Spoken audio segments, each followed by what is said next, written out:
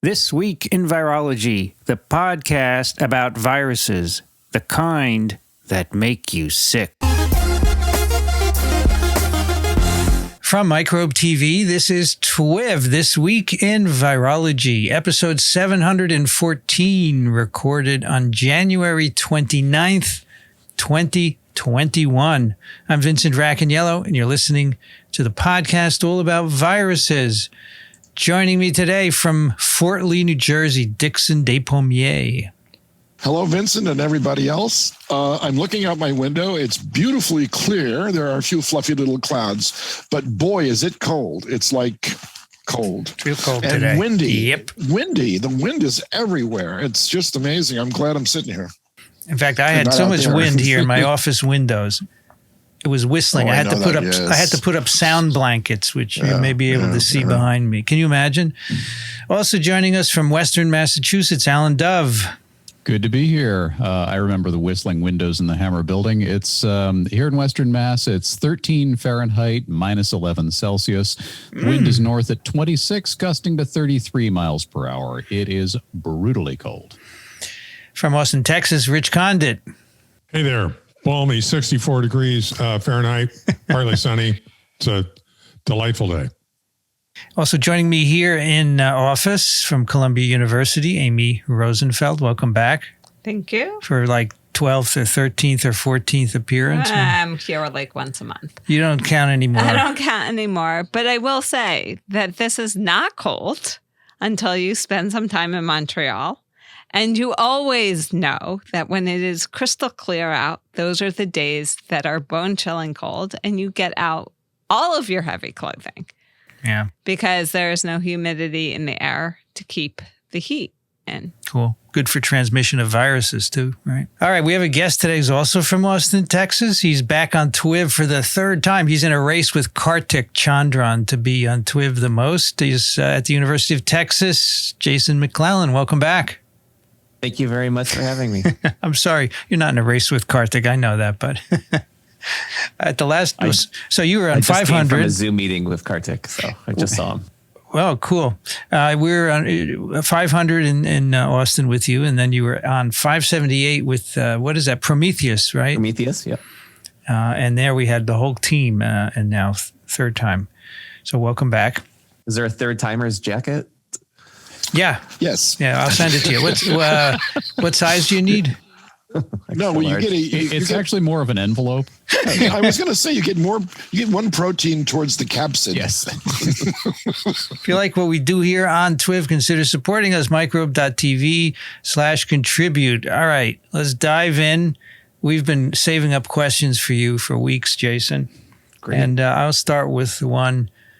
I want you to tell us what led to the putting of two Prolines in the spike at the end of S1 to make it pre-fusion?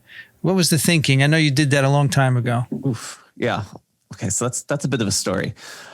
For our role, it really started with our work on respiratory syncytial virus and working when I was a postdoctoral fellow at the Vaccine Research Center and Peter Kwong's lab, working with Barney Graham. We're trying to do a lot of work there for structure-based vaccine design for HIV-1 and how to stabilize the HIV-1 envelope and some other pretty cool ideas for structure-based vaccine design. And it was challenging, and maybe because HIV is a really difficult virus. So I thought, why don't we try and work on RSV, maybe a more tractable virus. Barney Graham is like a world expert in RSV.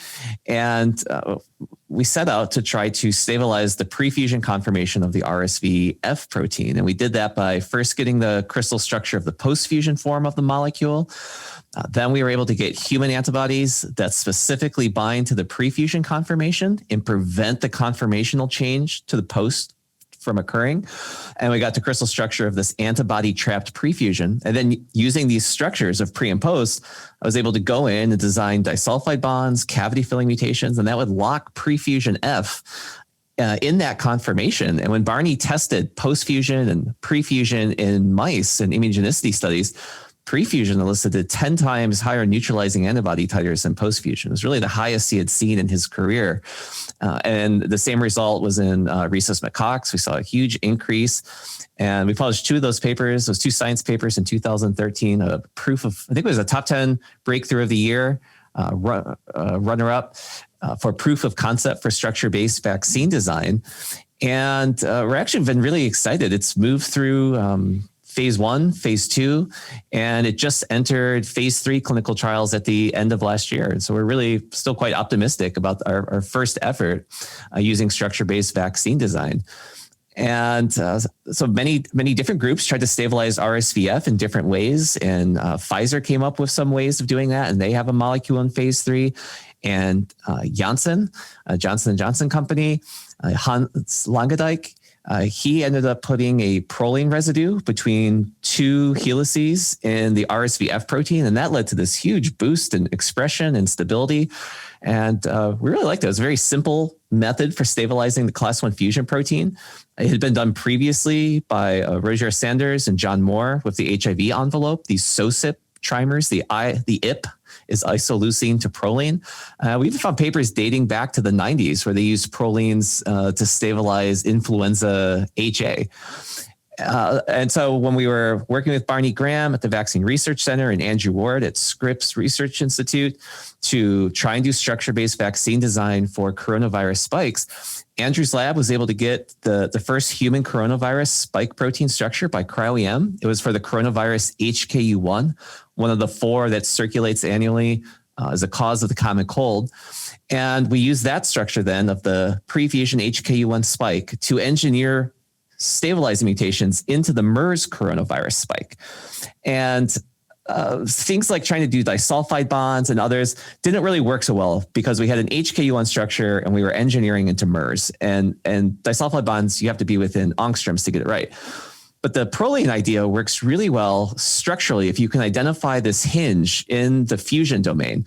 And my postdoc, Nian-Shuang Wang, just started scanning prolines in this region. And each one boosted expression. And then when we combined 2 of them, we got like a 50-fold increase in the amount of MERS spike we could produce. And it was all in the pre-fusion conformation, whereas the wild type was this mixture of pre and post. And Barney immunized with these pre-fusion stabilized spikes as compared to wild type showed that the lower dosages, they elicited about 10 times more neutralizing antibody titers. And what was really great is that this region, this helix loop helix between the central helix and the first heptad repeat is structurally well conserved among all beta coronaviruses. And so that position where we put the 2 prolines, we could just do a sequence alignment with SARS. We could put the 2 prolines there. SARS, we got a nice boost in expression. There's kind of a universal method for stabilizing beta coronavirus spikes. It even worked for WIV1, which is a bat coronavirus that hasn't yet emerged. So we had all that knowledge and data ready in 2017 on how to generally stabilize beta coronaviruses with just 2 prolines. So, Jason, for the audience, I want to give a sense of the timescale because I want them to appreciate how much groundwork there was before the pandemic struck. So when was that first coronavirus structure solved? And when did you do the MERS work? Yeah, so I think the HK1 structure was published in early 2016 in Nature. It was around the same time David Wiesler's group published the pre-fusion coronavirus spike structure from murine hepatitis virus, another coronavirus. And then we spent about 1.5 years trying to do all the structure-based vaccine design and the optimization. And then we published the proline stabilization method in PNAS in 2017. That's one of my favorite papers because it has the 2 proline stabilization, the immunogenicity data. It's one of the first structures of the MERS coronavirus spike protein from Andrew's lab with the RBDs and different conformations, RBD down, RBD up. It's a really great paper. And then, of course, there's all that work on fusion proteins from other viruses and in general that precedes even the coronavirus work. Absolutely. Yeah. Dating back to influenza, hemagglutinin, which was the first class 1 fusion protein structure was determined. It was, that paper was published 40 years ago today. So on my birthday, 1981 is the Wiley, Scahill, and Wilson paper. Yeah. I remember that well. You couldn't even, there was no way to make that structure on your own computer back then. You couldn't even do it. So the 2 prolines, and probably had to order paper preprints of that's right, of the paper. Jason, does the 2 prolines prevent cleavage of the spike? No, It that's does not. completely separate. That's why we usually, in addition, add in some mutations to the cleavage site between the S1 and S2 subunits, which seems to give the protein a little bit more stability. Okay, but even with two prolines, it can be cleaved, right? Oh yeah. The loop at the S1, S2 junctions just on this really flexible outside portion, just a juicy loop for a protease to come by and nick it. Whereas the prolines are buried kind of inside the center of the trimer. Okay. All right. So with all this background, then when SARS-CoV-2 emerged, first thing you thought of was this two prolines, right? Oh yeah, all we needed was the sequence. So we were just kind of waiting. Then January 10th, the genome sequence was made available online by Chinese researchers. And the next morning, my graduate student postdoc working with Kazmekia Corbett and Barney's lab, simple sequence alignment with the first SARS, saw where we put the prolines before, put the prolines in there. Barney talked with Moderna. Other companies had also, they were aware of our papers. So, that 2 proline spike is in the vaccines from Pfizer, BioNTech, Moderna, Johnson & Johnson, Novavax, CureVac, and some others. And so is it correct to say that every spike-based vaccine, the vectored ones, mRNA, they're all using the prefusion form? The one that isn't is the AstraZeneca Oxford. They're using a wild type. Interesting. So Jason, just another little tidbit. How long was it from when the sequence dropped to when you had a structure? It's about a month, depending on when you consider the structure done. But it's about 30 days from January 10th to maybe February 10th, February 11th, when we submitted the paper with the structure to bioRxiv and Science. And your lab was going 24/7, right? It was tough, yeah. And I was in Barcelona for a week. And so that 7-hour shift actually was really helpful because I could work on it while the students were sleeping and vice versa. And then I think 66 days from the sequence to the first person being injected with the Moderna mRNA, which is crazy fast. It's amazing, yeah. So I want to talk a little bit about these cleavages too. So the SARS-CoV-2 is interesting because it has an extra cleavage site upstream of the usual one, a furin site, right? And then there's the not necessarily upstream. There's 2 cleavage sites in most coronaviruses. One between the S1 and S2 subunits, and then another one called S2 prime, which is just upstream of the fusion peptide. And so for SARS-CoV-2, its S1 S2 junction is a furin site. And the other is TMPRSS. Is that correct? Yeah, Tempress2. And possibly some other ones that can recognize and cleave there. All right. So are both needed for fusion to be cleaved? The S1, S2 junction isn't strictly required for infection and for fusion. It seems to help by destabilizing the spike and allowing S1 to shed and S2 to rearrange. People have knocked it out, and it's just, you get a decrease in efficiency. Some of the alpha coronaviruses don't appear to have a S1, S2 site. S2 prime cleavage is absolutely critical because that liberates this new N terminus of the fusion peptide, which can then shoot into the host cell membrane. Well, so I want to confirm, a couple of weeks ago, I was throwing you lifelines while we were recording, and I want to confirm in person, because this is almost hard for me to believe, that you can do the whole conformational change without doing either of those cleavages. Is that correct?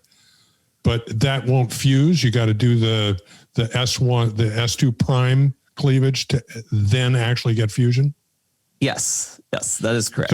So even in the absence of the S1, S2 fusion, I could have a virus with spike sitting on it in a post-fusion conformation with sort of S1 just kind of flopping around the sides of this thing. Yeah. But not capable of fusion until I do that second cleavage, right? Yes, although once it's in the paper. post-fusion, it would have lost its opportunity to have fused. Yeah, but that's Vincent's paper that came out on Monday. Is he gets rid of the furin site, and it's fully fine. The virus replicates maybe a log less, maybe weaker disease in animals, but it's that's clearly Menashery's paper. Yeah, so, it's clearly not required. So I'm not. But I guess That might be slightly off in the sense that the furin site is removed, but there could still be cleavage there by some other protease potentially. Yeah, but you guys are all talking about the whole hoopla about this was, oh, it's a furin site. That's why this is so different. This is the bell and whistle. This makes it so novel, and it isn't. It's just an accessory little whatever for this particular virus. But because what you just show in said, that paper that the furin site does cause it to be more infectious in the human area epithelial cells. Yeah, I mean, it does. It has, but basically, it's an infectious virus that still does what it does. Without the furin, yeah. But so let me get this straight. If I do that whole conformational change without doing either of the cleavages, then I cannot now do that S2 prime cleavage and subsequently get fusion? No, it's too late. It's too late. Interesting. Once post-fusion forms, that's a thermodynamically favorable conformation. It can't go back, and it's over. It's done. So there has to be a coordinated cleavage and conformational change to actually get the fusion. Yeah. So the way it could go for SARS-CoV-2 is you could get cleavage at the S1, S2 site while the spike is being produced in the infected cell, because there's furin present. So on the surface of an infectious variant, then you have the cleavage already occurred at S1, S2. You get ACE2 binding to the receptor binding domains, locking 1, 2, or 3 of the RBDs in the up conformation when bound by ACE2. That's an unfavorable state. It causes S1 to shed and fall off of S2. S2 starts rearranging from its spring-loaded position, extending the fusion peptide towards the host cell membrane. And somewhere during that, S2 prime needs to be cleaved, so that way the fusion peptide can insert into the host cell membrane. Okay. Now you're in a pre-hairpin intermediate where the spike is, or what's left of the spike, just S2, is anchored in the viral membrane and in the host cell membrane. And then it bends around to reform this hairpin that brings the viral membrane and host cell membrane together. Now you're in the post-fusion state. Wow. Excellent. So Jason, if you're in the post-fusion state already, you've missed your chance to fuse. That's good. Extremely stable state. Jason, I see a movie here, and I would love to watch this movie. And I've already thought about your producer and director. It's Spike Lee. Well played. There is a great animation from Janet Iwasa's lab. Yes, I've seen that. It's very good. Yeah, it's a really cool video. A couple of weeks ago, we were talking about the llama nanobodies that stabilize. It's gumming up a similar process, right? Yeah, depending on which specific nanobody that we're talking about. But yeah, so some of them can bind to the receptor binding domain and block the ACE2 binding from occurring. Some of them, when they bind, they only bind when the RBD is in the up conformation. And so that traps the RBD up, basically acting like an ACE2 mimic. And that can cause premature S1 shedding, transition to the post-fusion state. And then you kind of just have a virion covered in post-fusion spikes, which is then inactivated. It's a dud. Yeah. So Jason, so do you imagine in immunity that's induced by infection or by a vaccine, mechanistically, how do you envision the antibodies working? All of the above? Oh, there's a lot that the antibodies are doing during infection and immunization with full spike. You get a lot of antibodies directed against the receptor binding domain. Those are generally some of the most potent neutralizers because they block the attachment step. You can also get antibodies against the N-terminal domain of the spike, which is adjacent to the receptor binding domain. Some of those are very potent. That's where we're seeing some of these deletions occur in the UK and South African variants in the NTD to prevent these NTD-directed antibodies. There's also antibodies against the S2 domain. These can be non-neutralizing, neutralizing. They might have other protective roles with FC effector functions. And then, of course, T cells are important during the vaccination. So it's really a pretty broad response. So, Jason, this whole process that you just mentioned before, the fusion, this happens at the plasma membrane. There's no need for low pH for fusion? Okay, there's no need for low pH. It is not a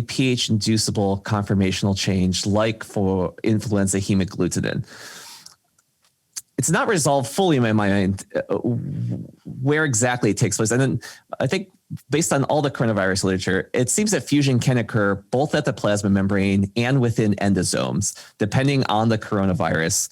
And even the same coronavirus can fuse in both places, just perhaps with different efficiencies.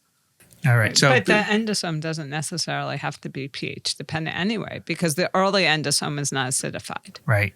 So So I think for the original SARS, the S2 prime cleavage occurs with cathepsin. And so that's usually a low pH mediated enzyme. And so that's one reason why it can prefer to go through the endosome if TMPRSS2 doesn't cleave at the cell surface. I see. So at TMPRSS is at the cell surface, so it will cleave early on, either at the surface or in an early endosome, right? That's the idea. All right. No pH needed for this conformational rearrangement that puts the fusion protein out. Okay. Yeah, I think of it as like this molecular ratchet where it's this receptor-induced conformational change. One RBD comes up, gets bound by ACE2. The second one comes up, gets bound by neighboring ACE2. Possibly the third comes up. Once all three RBDs are up, it's really unstable because there's not much mediating the trimerization. That falls off. S2 shoots up, and it goes. So when the S1s fall off, doesn't it now fall away from the receptor, or has it already been internalized? Probably. It's a matter of kinetics. Yeah. So maybe initially it's bound to ACE2, but there'll be some off rate at which point it lets go. This up-down business with the RBD. Talk about that. What's the function of that? We think it's the mechanism for coupling fusion so that it occurs at the proper time and place, right? So you're coupling fusion with attachment. You don't want all of your spikes to prematurely trigger. And so viruses have different ways of making sure it happens at the proper time and place. For influenza, the low pH is the trigger. And the first time it senses the low pH is when it's already been attached and taken up in the endosome in the infected cell. It's exposed to the low pH, HA triggers, so you don't have any wasted spikes. Right. Things like paramyxoviruses, they have an attachment protein, HNG, that binds to a receptor, that triggers the F protein, HIV-1 envelope, CD4, CCR5. So it's kind of the same thing. We don't want it to occur too early. And so having the RBDs down helps shield these vulnerable epitopes from antibody recognition. And then as each one binds to ACE2, that starts the destabilization process, which then kind of the virus knows it's attached. It's a good time to fuse, and then fusion can occur. Well, I mean, it sounds like this is a pattern for any virus, even probably for flavies, where it's like flat and then it flips up. Yeah, but the falling off is unusual, right? The S1 falling off is... Well, no, the same thing has to happen for HIV-1 envelope. GP120 needs to come off of GP41 in order for that to occur. But not HA of flu, right? That stays on. No, HA1 has to come off of HA2. Is that right? It's actually a really beautiful paper. I think it's by Scale. Recently, they did time-resolved cryo-EM, and they can see the early intermediate where HA1's transiently open and HA2 starts polymerizing up through the center. That's true. In my picture of HA, I do show the HA1 falling away, and I always wondered about that. Okay. So it actually makes it sound like this falling away, while mechanistically it releases or opens some structure up, that it might be actually something that is used or theoretically used, if you don't want to anthropomorphize a virus, to like be a decoy or something. Because you can see how otherwise, if you made it so that it didn't fall away, you should have no phenotype. And I don't think that that's correct. I think if you prevent it from falling away, even if you had it in this locked structure, then you have a reduced phenotype. So that suggests that there has to be a reason why it's falling away. So you can imagine that maybe it's a mimic for something that is floating around that tells the body you're infected, or some decoy or something. I don't think it's not really a decoy. It's we think of those proteins, GP120, HA1, S1, as fusion suppressive caps. So if the fusion machinery is really this spring-loaded entity, you put a cap on it. and it's holding it there until the cap is released. It's and the pin in the grenade. Yeah, exactly. but if you look at D64G, right, that alteration. D614G? Yeah. That the cap is so it causes the cap to come off more frequently. You have an It increase. seems to cause the RBDs to perhaps sample the upstate more frequently. Right, which is what you're saying you don't want to do because that would propel you into triggering earlier. So that would be not advantageous. Well, those viruses are more neutralization sensitive to patient sera. So there are But some the entire time that they were discussed, it was, they're more transmissible, which would suggest the opposite. Well, no, because you can be more transmissible in a naive individual who has no antibodies against it because you're favoring the infection. You have more RBDs up to bind to receptors. But then in terms of vaccine responses to pre-exposed individuals, because more of their RBDs are in the upstate, they can be neutralized easier by antibodies and sera. Got it. And some of the at least one of the human coronaviruses doesn't even cleave between S1 and S2. Is that correct? Yeah, some of the alpha coronaviruses lack the cleavage site. So in that case, the S1 stays attached, kind of dangling as this fusion process, conformational change goes on. Yeah. So you don't need to cleave those to expose the fusion peptide? No, that's at the S1, S2 site. S1, S2. So S2 S2 prime has to be cleaved. Got it. For all the beta coronas or all all the coronas. All the I coronas. mean, essentially all class 1 fusion proteins. Yeah, the they have to be homologous cleaved. S2 prime site has to be cleaved to release the fusion peptide. Okay. Got it. So it's just a question of how you're going to, according to him, it's just a question of how you're going to remove the cap. Yep. Exactly. Yeah. And it's usually receptor mediated or pH. So by analogy, Ebola virus that moves into an endosome, cathepsins cleave off the cap, right? Cathepsins cleave off the glycan cap, exposing the receptor binding domain. And then that's in the endosome. That's NPC1, right? Then NPC1, the C domain of NPC1 binds to the newly exposed receptor binding domain. And then presumably, that's a little tricky as to what causes the conformational change then, because there are structures available of the NPC1 bound to the cleaved Ebola GP. I think potentially there's some other factors as well. So you didn't realize how easy we have it with picornas. Yeah, picornas are easy. No you cleavage. Exactly. Just receptor, boom, out comes the RNA. Jason, with the Ebola, so the you have cap, a pocket factor, right? Some do and some don't. Yeah, some do and some don't. Like Rhino 14, FMDV do not. Pocket factor. But pocket factor is questionable what the function is anyway. And you some antivirals displace the pocket factor and lock in, and then it can't uncoat, right? Yeah, but that would only. But like Rhino C, the receptor is actually at the twofold axis of symmetry. So it's not even in the canyon with the pocket factor. Right. So Jason, with the Ebola, the analogy is the glycan cap prevents fusion somewhere else until it gets in the endosome and then gets cleaved off. Do you know if low pH is needed for that? I'm sorry to talk about Ebola. Is low pH needed for the triggering of Ebola inside the endosome bound to NPC1? Does low pH play any role in that? I don't think it's a pH-inducible fusion. I'm sure there are experiments with baflamycin and stuff. Yeah. Okay. Sorry. All right. You mentioned there are epitopes on S2, right? Neutralization epitopes? Yes. Are those broadly conserved? Yes. Yes. Relatively broadly. Depending on the epitope, there have been some antibodies that have been isolated that can bind to MERS and SARS, and so those are quite different.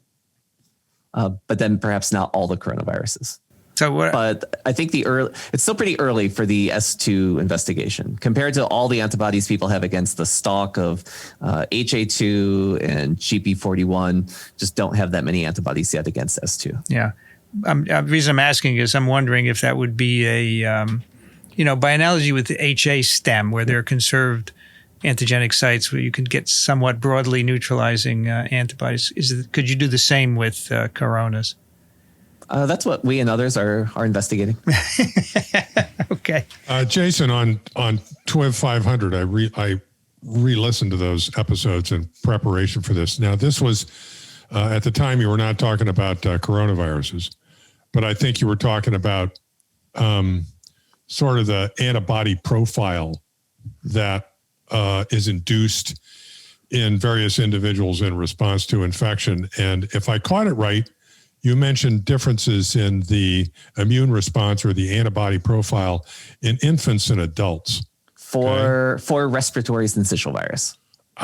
Okay. So this is uniquely respiratory syncytial virus? Because I was wondering, my mind flew off to, could this have anything to do with the difference in pathogenicity of the coronaviruses in these different age populations? Yeah, those such antibody repertoire profiling experiments for coronaviruses in infants have not been performed. Okay. Well, there is a paper by somebody here who looked at SARS-CoV-2 in children, and their antibody profile, their conclusion was that children don't make antibodies against nucleic acid. Mm-hmm. And that's the difference. Is that correct, do you think? I'm unfamiliar with that paper. I may have missed that one. Whose is that? Farber's. Farber, okay. So what's the situation with RSV? Just to sort of give us some background on another virus. Sure. Well, that was isolated from chimpanzees in 1955, 56, originally called chimpanzee coryza agent, CCA, which sounded scarier. Then switched to respiratory syncytial virus once it was the same virus was isolated from infants. There was an attempt to make a formalin inactivated vaccine in the 1960s. So whole virus grown up, treated with formalin, incubated, I think, for like 2 days at higher temperatures. And that was a disastrous trial. So that was, infants were injected with that. I think 20 infants in one of the studies received that formalin inactivated RSV. 16 were hospitalized upon subsequent exposure to RSV the following season, and 2 of the infants died. Wow. Yeah, compared to the control where none of that happened. And so that has made it very difficult for RSV vaccine development. The fact that you have this history of vaccine-enhanced illness or disease in infants, to try and immunize infants. The one thing that's been sort of allowed regulatory agencies is a live attenuated vaccine. Because infection with RSV doesn't predispose for an enhanced second infection, the live attenuated vaccines are considered to be safe for infants. And so that's where most of the development has occurred for vaccinating infants. So what's the thinking as to why this formalin inactivated vaccine had the effects that it did? Yeah, so it's still a fairly active area of research. It probably involves both B cells and T cells, aberrant responses in both arms of the immune system. It's been shown, Barney actually got some of the original RS Lot 100. They were able to show that there is no pre-fusion F proteins left on the surface of the virus because of the formalin and heat treatment. All the pre-fusion went to post-fusion. So kind of immunizing with a chemically modified post-fusion antigen. So pretty suboptimal. Papers have shown that the antibodies elicited were not very neutralizing. It elicited a lot of binding antibodies. They bound but didn't neutralize. So potentially deleterious. They could form immune complexes. And then, the skewed T cell response. But so... yeah, immunizing in infants will be very hard.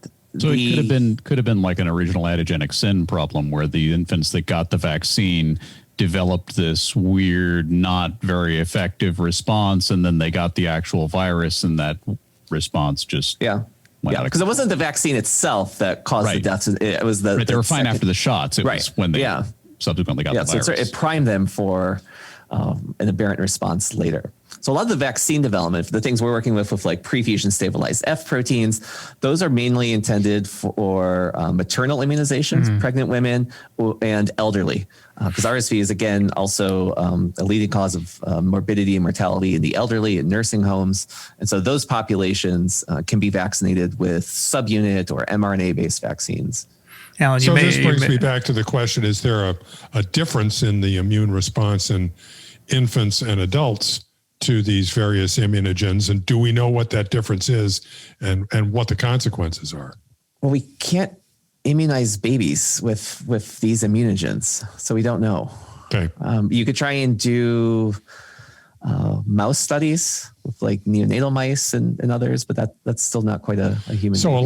a lot's happened since the 60s. Are you optimistic that some of these advances, like mRNA technology and the genetic stabilization into a pre-fusion conformation, should generate an RSV vaccine that would have some success in infants? Okay, I'm biased and I have financial conflicts of interest, but I'm pretty optimistic. For full disclosure. And I think the field is generally quite enthusiastic. I mean, the responses that we're seeing in humans from the phase 1 of our, what we call DSCAV1, the pre-fusion stabilized RSVF protein, it was eliciting 15, 16-fold increases in NUT titers compared to the post-fusion, which has been used for decades, and you get 3-4-fold increase. So we're really boosting the response. And so the idea is if you can vaccinate a pregnant woman during the third trimester, boost the titers 16-20-fold, those can then be transduced to the infant and protect them during their first RSV season, the first 6 months.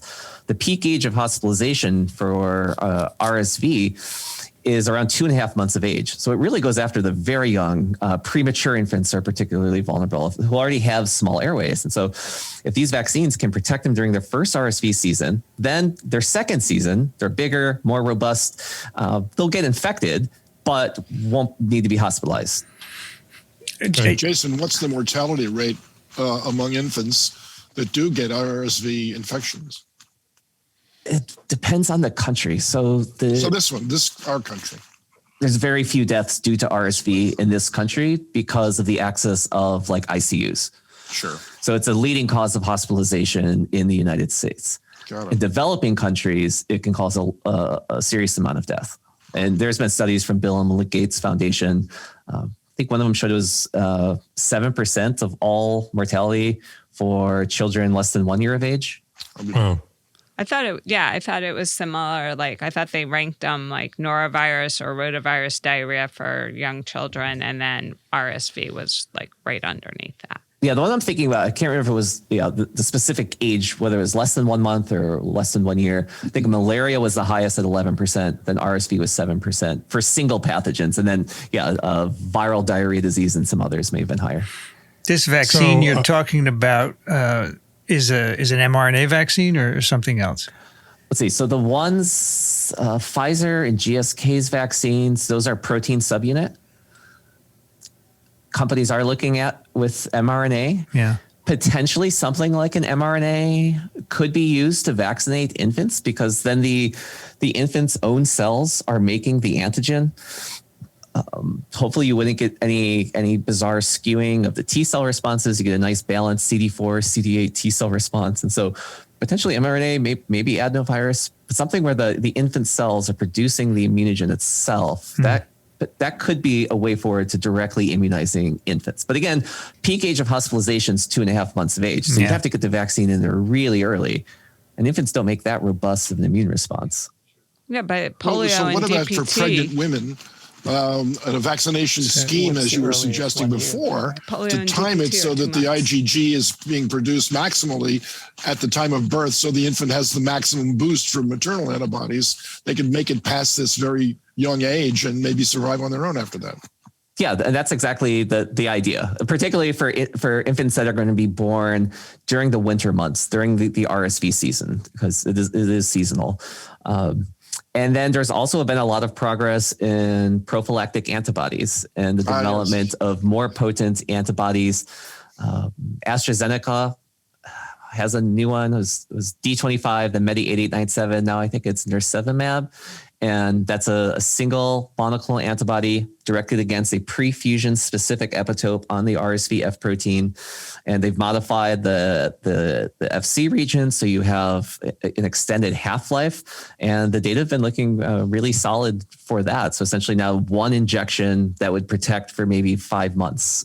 Outstanding. And so then you can start thinking of passive-active, passive to protect them, and then come in when they're 2 years of age, maybe. With a vaccine. These have to be, can they be just IM or they have to be intravenous? Do you know? I forgot. Yeah, because it's tough. In a baby, if you have to do IV, is pretty tough, right? Yeah, but IM is done all the time. I mean, DPT and polio. Yeah, but for the monoclonals I'm talking about. Yeah, for the monoclonals, if they have to go IV, which is the common route of administration, that would be a little more challenging. Yeah, and but there is a licensed monoclonal antibody, Synagis or Palavizumab, that they've been using in high risk infants for decades. So there's a lot of data also that suggests that infants acquire a lot of their antibody through milk, mother's milk, which then transforms through the gut tract into the bloodstream. So you've got a narrow window for that, maybe 3 or 4 months after birth, but that still sounds like you could just give it orally. Dixon, your mic is rubbing your beard. Can you move it away? Again? Wait a minute. I'll go shave and I'll be right back. Okay, please do. How's this? That's good. Thank you very much. You're quite welcome. Jason, the discussion of the formalin treatment of RSV brings up another discussion that we've had, and that is with the inactivated coronavirus vaccines. I ran across some stuff about propiolactone stripping S1 off of the spike and perhaps inducing a post-fusion conformation, which I would anticipate would not be good for the potency of the vaccine. Do you have any insight into that? I don't have any insight other than it does seem like the inactivation can lead to shedding of S1 and transition to the post-fusion state. There's an early cryo electron tomography effort on purified inactivated virions, and what they saw were virions just covered in all post-fusion spikes. That would be bad if it was just post-fusion S2. But if the S1-S2 junction wasn't cleaved, you'd have some floppy S1s still dangling off of the post-fusion S2s. And so you'd have the receptor binding domain, the N-terminal domain. You could still raise some antibodies against those, which could be protective, in addition to some junk antibodies against the post-fusion S2, which would not be helpful. And so that cleavage between S1 and S2, you described previously as happening sort of during assembly. Is that right? But it can happen. Is that sort of cell line and production dependent? Yeah, it is. There's a really nice paper from John Briggs's group who also did some cryo-electron tomography with the authentic virus, and they saw different amounts of cleavage at the S1, S2, depending on the different cell lines that they use to produce the virus. Okay. I think it was around 50% cleaved in one and closer to 70% in the other. Because but these are immortalized cell lines. So then, so what does it look like in primary, well-differentiated, ciliated human airway epithelial cells? We have no idea. So it's the paper that we did just a couple of weeks ago on the trial of, what was it, the Sinovac vaccine. They had a couple of different preparations, and in their supplementary figures, they actually had gels of the virus, and they could assess the relative amounts of full-length spike, which I presume is uncleaved at the S1, S2 boundary, for example, relative to N. And they had 2 different production lots that were produced in different ways, okay, where those ratios were changed. And so I would, just thinking beyond that, that suggests to me perhaps that's a cleavage issue. Because I would sort of expect, I even went so far as to look at that and make sure they were denaturing gels. Yeah. Because I would expect that in a denaturing gel, if you have that cleavage, you're not going to see anything that's cleaved is not going to show up as a full length spike, right? Yeah, you should see a band for S0. And then if it's cleaved, then you see S1, S2 bands. Right. And then maybe a smear because they're glycosylated. I think they use the same cells in both of those, right, Rich? They use the... I think they use the same. So I'm not sure. I know that the techniques were different, right? One was a cell factory. Yeah, and the other was a bioreactor. Yeah. Yeah, the other was a bioreactor. Yeah. But I think Susan Weiss addressed this when she was on TWiV. What addressed what? The idea that cleavage, the quote-unquote furin cleavage or S1 cleavage occurs at various times for different coronas and different cell lines. I think she has, was very clear about all of this when she was on TWiV. So, Jason, you mentioned earlier that the AstraZeneca uses a, without the prefusion lock. So are you surprised it works so well? No, actually. So for RSV, the F protein is essentially the homolog to the S2 subunit of spikes. RSV is interesting in that it has no fusion suppressive cap subunit that sits on top. And so for RSV, all the antibody response is directed against the portion of the molecule that undergoes the big conformational change. And so stabilizing it in pre can be really helpful to generate antibodies against these other epitopes. For coronaviruses, the S1 subunit is pretty immunodominant, and you make a lot of antibodies against it. And that doesn't necessarily have a post-fusion or pre-fusion shape. And so you can still raise good antibodies even against just soluble S1. So the two prolines can do a couple of things. It can help retain the pre-fusion conformation. It, in our hands, has boosted expression levels. It also seemed to favor the RBD upstate for one of the RBDs, and those could all be beneficial. But wild-type spikes also work pretty well. In our immunogenicity studies in the PNAS paper, at higher doses, it was about the same between the wild type and the two proline stabilized. At lower doses is when we could start to see more of a difference. So I think without the stabilization, maybe you would just see some decrease in efficacy, some percentage, which I don't know, but it wouldn't be the difference between having a vaccine and not having a vaccine. Got it. Okay, that's good to know. So do you have any opinion about using RBD versus full spike in a vaccine? Yeah, we'd favor to use full spike because of a number of reasons.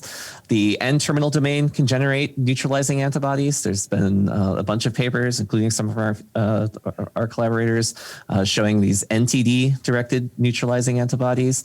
Again, you get potentially broadly reactive S2-directed antibodies. And then also for T-cell epitopes, it's the spike is 1,273 amino acids, much larger than the RBD. And so there's many more potential T-cell epitopes in the full spike. I think, though, isn't the vaccine being made in India just RBD, the protein-based one that Peter Hotez is touting? It could be. I'm not familiar with them. Yeah. Pfizer and BioNTech made two original mRNA vaccines, B1 and B2. And B1 was the receptor binding domain attached to a trimerization motif, and then B2 was the two proline stabilized spike. They were both eliciting pretty good neutralizing antibody responses. You might not see the difference until you look more at like protection or efficacy when T cells and other things come into play. But the RBD is a region that is under a lot of immune pressure and selection. You're seeing a lot of the variants popping up with 2-3 substitutions in the RBD. That's because it's a major epitope, right? Yeah. How many different epitopes do we know are in RBD? More than one, right? I don't think, well, each antibody has its own epitope. So by definition, it's kind of unlimited. It has been broken up into like 4 different classes by Christopher Barnes and Pamela Bjorkman's group, class 1, 2, 3, 4. But the whole surface can be recognized. Okay.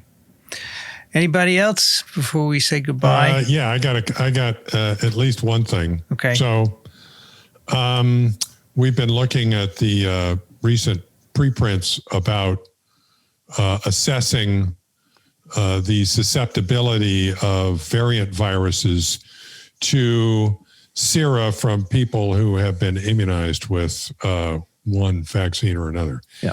And I noticed that in a couple of these, this is just a little technical thing I'm wondering about, that in some papers they used pseudotype virus, and in other papers they used virus that is authentic virus with the variant spike protein engineered into it. Yeah. And there were some slight differences in the results from those laboratories. And I'm wondering whether part of that could be a difference in the sensitivity of the assays. Would you anticipate perhaps a difference between the sensitivity or the readout, call it, from a pseudotype virus and the authentic virus? Absolutely. These are really difficult papers sometimes to interpret. There's a lot of nuance in those assays. All right, so you have some groups using pseudoviruses. Within that, there are different pseudovirus platforms, whether it's VSV or lentivirus. Then you have infectious clones, which are more authentic. And then finally, people using isolates. And even within those different ones, you can do the NEUT assay different. How long you incubate the antibody with the virus? What multiplicity of infection are you using? Sometimes the pseudoviruses don't show the neutralizing ability of the NTD-directed antibodies, whereas you see more of the effective NTD-directed antibodies in the authentic. Another problem is many groups aren't putting all the variants that are found in like the South Africa into the different isolates. And so some of the original ones were just looking at one substitution per pseudovirus. That's hard to claim broadly that it's going to be effective against a variant. Some I'm starting to see now 2 and 3 substitutions, but South Africa has 9 or more and I've yet to see the full one tested. And what else? Yeah, then I've also seen comparing the like wild type Wuhan to a variant that contains D614G plus some of the other escape variants. And that can be tricky because then you have confounding effects where the D614G is making it more susceptible compared to the wild type. And then the escape variants are making it less susceptible, almost canceling out. And so really have to look at those very carefully. So the other thing that I noticed, and I think I read this correctly, was that in at least one or a couple of cases, it seemed as if serum from people who had been immunized with one of the vaccines worked better against variants than convalescent serum. Okay. And I'm wondering if you have any perspective on that. This goes to the question of basically we've discussed occasionally whether, in fact, vaccine-induced immunity in the long run might even be better than natural immunity. I wonder if you have any perspective on that. I don't think I saw that particular one. I did see, I think there was one from Pfizer where they showed that some of the sera were better against a variant than against wild type, which was kind of interesting. And that was a case where the variant contained the D614G and the wild type didn't. And so on net, it ended up being more potent. I think some of the data from the clinical trial results from Novavax and Johnson & Johnson showing the reduced efficacy in the South African cohorts is some of the most compelling data. Right. Dropping from 95% or down to 65%. So basically, ultimately, a NEUT titer is only one part of the total protection, and it really comes down to protection. And they're actually getting that type of data from these I think that's a good point. Trials. But in the end, the neutralization assays, they're just a part of it. But you really should use isolates, right? That match what's circulating to get the real story, right? That would be optimal, but it is difficult and requires BSL-3 and transporting these. Right. Yeah, but I think historically, like if the HIV literature, when they pseudotyped like VSV, there was huge differences in either conformation or glycosylation and you got completely the wrong answer. You came up with, oh, this is a great antibody, let's put it into people, and it did squat. The majority of this question is explained by Well, when you use natural virus and the protein is formed and in its natural context, and you have no idea what envelope and membrane proteins do in stabilization of the core part that sits in the membrane, let's say, of the virion. Like maybe there's these intimate contacts that we know nothing of that are just electrostatic that stabilize spike, but they're, crucially important. And then when you just make a pseudotype and you just put on spike, you don't have any of that. So it flops around and, maybe it's missed or whatever. Yeah, and also the morphology of the pseudotype viral particle could be different size. You could have a much higher or lower density of spikes, which can affect neutralization and cross-linking by IgGs. So I think in general, there's been a pretty good correlation between the pseudoviruses and the authentic viruses for a lot of the RBD-directed antibodies. Some of the other antibodies where the correlation hasn't been as strong. Yeah, but when you're talking variants, vaccine, whether or not you need to modify, whether or not you're going to release this data to the public and cause, people like my mom who are not scientists, to question and be concerned, then you have to be pretty clear that you've addressed, you're reporting something that is correct and not just for shock value. Yeah. But 55-60% efficacy against the South African variant for these two, that's still quite good. But also one of the issues is, one of the studies we're talking about here is actually a phase 2B, and then comparing it to phase 3 trial results. And a phase 2B is not really powered to give you a specific efficacy number, but everybody's banding it about as, it's only 50% effective against this. No, we don't actually have that number. But there's also the issue that there's a lot more going on when you compare different countries besides different variants, right? I mean, the UK and South Africa have very different situations in terms of population, in terms of co-infection with parasitic diseases, in terms of climate, in terms of demographics. And so I'm kind of annoyed that people are comparing these as if it was some kind of an apple-to-apple comparison. Oh, you mean a pineapple and an apple aren't the same because they both have apple in them? Well, only if you put a pen between them. Carl Zimmer wrote that article in the Times today. You can talk to him, Alan. Right. Yeah. No, he is one of many who's doing yes, of that. course. But he's a famous one. Yes. Jason, I remember from the TWiV, the Prometheus, you're very interested in structures of pseudotypes, putting different glycoproteins on different backbones and seeing what happens, right? It's not something my lab does. We're much more of the structural biology, protein engineering. We collaborate with groups doing the pseudoviruses like Kartik Chandran. Okay, Jason, thanks for joining us. Happy birthday. Thank you. It's cake time. We have a carrot cake and then Franklin barbecue. Wonderful. Yeah. Nice. All right. It's going to be solid. University of Texas, I really appreciate Austin. talking with you all. Thank you. Bye-bye. Thanks, Jason. Thanks a lot. So long, Jason. Vincent, do you think that at Jason's birthday party, the graduate students will spike the punch? I knew you were going to say that. I knew it. No, Alan, I thought you were going to say that, actually. What did you guys do, flip a coin? No, stop it. Hey, the cat was stirring before when Jason was talking about neutralization assays. Yes. It looks like the phage is infecting the cat. Yeah, I posted a picture on Twitter a while ago of a Cateria phage infection. That was very clearly. That's very cool. No. Well, she doesn't seem to mind. Let's talk about variants for a bit. We haven't talked about this in a while, and it changes on an hourly basis. Apparently, They vary. They do vary. So a while you haven't spoken to them about them for the last 30 minutes? Well, yeah, on TWiV we didn't on Wednesday because we had the guests. We didn't really talk about variants. Well, and we also ought to talk about the vaccine news, right? Yeah, we will. It's on the list, as you have seen.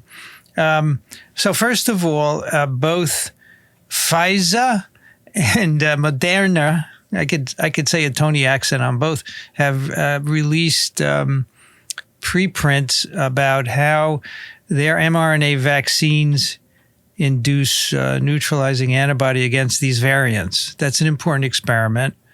And the cool thing is, in both cases, of course, they have tons of sera in the freezer from their phase 1, 2, 3 studies, right? And so they can just go back to it. So there's a bioarchive, which is called Neutralization of SARS-CoV-2 Spike 6970 deletion, E484K, and N501Y variants by their mRNA vaccine elicited sera. And so this is different from the Moderna. So what they did is they engineered SARS-CoV-2, and they put in key changes from either UK or South African variants. And so these are not actually exactly like what's circulating, right? Because they have cherry-picked the changes to put in. Why care about what's actually circulating? Why care about what's circulating? Yeah. So the 501Y, asparagine tyrosine 501, that's in the UK and the South African variants.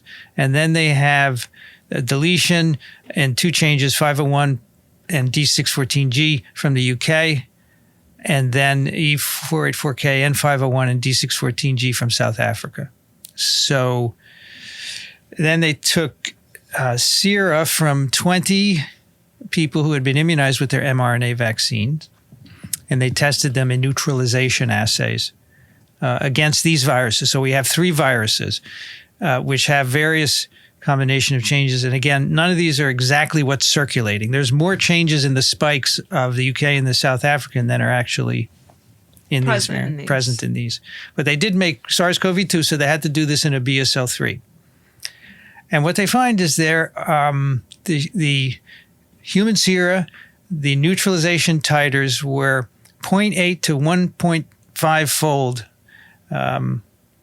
reduced compared to the parental virus. All right. So that's a small reduction in neutralization. If I came to you and I said I had a reduction of less than 1, it would never make our grant. Well, it's nothing. What is significant? More than 2-fold difference, right? Right. So none of them are significant. Yeah, they're none saying of them there's have a significant reduction. None of them, right? They're like pipetting errors. And let me tell you, having a grant meeting yesterday, and we're writing a grant about neutralization, people would have laughed at me. Well, the point here is that they think there's not much of an effect of these changes on sera antibodies induced by the vaccine. Okay. Now, if you tried to publish this, it wouldn't go. But because this is a big deal, right? We want to know if these... Right. I mean, and they're putting it... They wanted to push this out fast, so it's in bioRxiv. And obviously, reviewers 1, 2, and 3 are going to say, how about if you do the full variant instead of just partial pieces of these variants?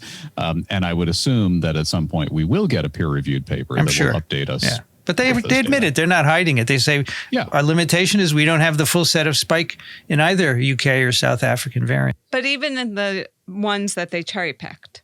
So just listening to Jason just told you, the D614 was more neutralizing. The 501Y from Jesse Bloom is less neutralizing. And okay, so, and 484 is also less neutralizing. So 1 up, 2 down.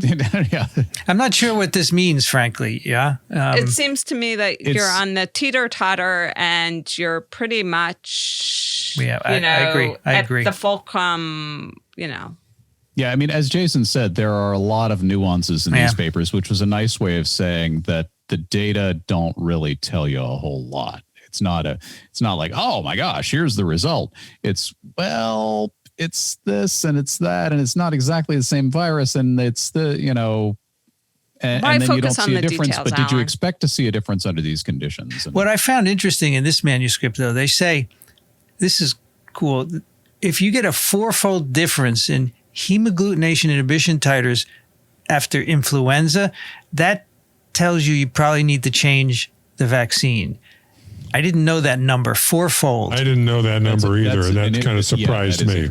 And they're saying, we got less than that, so it's fine. But you can't really say that because they're not the right viruses. But 4-fold, remember that in the future when somebody asks you. Well, I'm sure you can. So, Vincent, what's the difficulty with each of these companies getting live virus from people affected with those variants and testing whether it neutralizes? I would hope that they are. Why wait? Why would that take time? Any more than this would. I don't know. This took more time.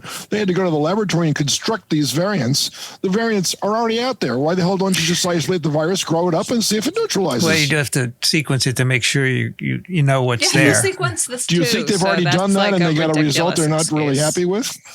Well, I don't know the answer, Dixon. I think that's unlikely. I don't know the answer. Inquiring minds want to know. This had to be done in a BSL-3. Yeah, and just to answer Dixon's point, maybe they did the experiment, didn't like the result. If a company did that, yeah, and then it later came out, which of course it eventually would, that they had done that, trouble doesn't begin to describe what they would be in. No, I agree with you, but no, I don't think there's a risk of that. I think they probably, for whatever reason, it was more convenient for them to do this. It's probably faster, and they're doing the other thing. This was the faster thing to do. They didn't have the isolates on hand.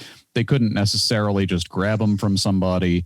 Their lab already had the base sequence and could easily engineer changes and was already engineering changes. And so they took what they had and they did the experiment fast. And it's in bioRxiv. I'm sure the other experiments are ongoing. I'm sure the other experiments This happened are quicker. ongoing. That's all. That's all there is to it. I don't think there's any nefarious behind this, Dixon. I wasn't suggesting that at all, but I was just wondering why this appears to be easier to do than going to a hospital, getting a patient that's already suffering from the new variant and isolating the virus and going. I don't know. My guess is that there's a lot that's getting a new variant of virus across international borders is probably more difficult than we might imagine. Paperwork there, yes. Paperwork. I was going to say, Dixon, if you don't have to fill out the bureaucratic crap. I'm with you. I hear that. I do hear that. Yeah, I'm all for any experiment where I don't have to fill out bureaucratic. These companies are multinational. That's right. But their research facilities are not necessarily multinational. Right. So it is not the case that Pfizer can just call up their fully equipped research lab in South Africa and say, "Oh, take the variant that's circulating there." Well, the people who are doing the virus work are in, New York or whatever, and so. So Alan, send them the antibody and let them do the neutralization. Which, of course, tests. when it lands at Kennedy, somebody's going to say, "What's in the box?" Oh, it's just the variant virus from South Africa. Well, and how long do you think you're going to be detained? Right? This is true. The other preprint is about mRNA 1273 from Moderna. mRNA 1273 vaccine induces neutralizing antibodies against spike mutants from global SARS-CoV-2 variants. And this is from Moderna and NIH. And here they use pseudotypes or pseudoviruses, which is an unfortunate name, but there they go. Two different Not kinds. A real virus. Yeah, right. It's VSV-based and lentiviral-based. Using two different kinds is good. Yeah, I like that. That's good. Yes. But in this case, they put all the changes, all the spike changes from the UK 117 and the South Africa B1.351. 351. Okay. So they take sera from people who have been immunized, or they also have some non-human primates that have been immunized with the vaccine. They take their RNA. Their sera. Sorry, sera. Thank you. And then they do neutralization assays with these pseudotypes. No impact on neutralization against B117 was detected with either human or non-human primate sera, but they did see reduced neutralization using the B1.351 pseudotypes. And the full B1.351 resulted in a 2.7 to 6.4 fold reduction in the neutralization titer. And I think that was with VSV pseudovirus. And the comparator is a virus with just D614G change in the spike, not the others, right? But they say, okay, it's still, these human sera will still neutralize the B1.351 variant pseudotype at 1 to 290 dilution fully. And so they think that's okay. But again, it's a pseudotype. So we don't know what the authentic virus titer would be, neutralization titer would be. Well, they say it was okay the same day that the paper came out or was posted on bioarchives. It was the same day that they said that they were going to re-engineer their vaccine. That's right. So they have also said we're going to... Pfizer did not say that. Pfizer didn't because I don't know why they didn't. But yes, Moderna is making mRNA 1273-1351, I think it's called, something like that. So they're making... an issue, I mean, you might say, well, okay, that makes sense. Go ahead and do that and roll that out. And that's your vaccine. But you would still need to do some tests on that to make sure that that vaccine will still neutralize the non-351 strains. Yeah. Or you make a bivalent vaccine. Or you make it to, yes. Yeah, that Why would would you not make a multivalent vaccine? That's a good question. Tons of RNA. You just randomly incorporate If you make the it. multivalent vaccine, I think you're going to have to do a full-scale phase 3 trial again. Yeah, maybe. Really? If you make a monovalent vaccine that's just a different mRNA, I think you can probably get away with an abbreviated trial. Phase 1, I think. That's what they do for flu every year, small phase 1. You can do what they do for flu. Whereas if you're going to a bivalent vaccine, you're going to have to show that you're effective against both of the variants that you're targeting in a full phase 3 trial, and you haven't mitigated or interfered. So Sabin did a phase 3 for monovalent, and then somebody came along and did a phase 3 for the trivalent? Yeah, they did. Yes. They had to do it all over again, yeah. The other issue is, so right now the Moderna is 100 micrograms times 2, right? If you're going to make it bivalent, are you going to do 2 times 50 or 2 times 100? Yeah. What do you mean? It's the total amount of RNA. Are you going to use 50 micrograms of each variant or 100 micrograms of no, each? 50. And how do you know that would work? 50 micrograms of each, is that enough molecules? At the end of the day, it doesn't really make a difference. You get neutralization against both. You don't know if it's 50 because that's why they used 100. They used less than 100 in phase 1 and they didn't get a good immune response. And if 50 is enough, then why didn't they just use that as the dose? No, and you're then you still could double using your a doses? total of 100, right? But you're using splitting a it total of 100, half but and only half of it. Anyway, only half of it is against 351. The point is, in some room somewhere, they're having this discussion. Somebody's having exactly this discussion and not recording it. Yes. Yes, and they have to decide what to do. But I think you're right. Yeah. If you do a bivalent, you got to do a phase 3. You got to do a full phase 3. So you do a phase 1. But what I think a more reasonable short-term plan is to do the abbreviated test on the 351 and deploy it if it becomes necessary. Because if the scary, horrible headlines about, it's going to take over the world and get us all dead and it's so much more transmissible, if that's all true, then you don't need a bivalent because it's going to take over the world and supplant all the other strains, right?